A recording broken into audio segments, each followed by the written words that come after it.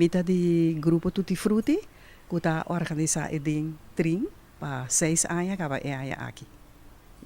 Então, bom, agora aqui, é a oportunidade de evitar o povo de Bonaire completo para por vir visitar nos em Trina, de qual amanhã nós temos aceita na tabou de agrupação Grupo Carrillo, então está queda na grupo na Kayataki número 10 para amanhã à noite.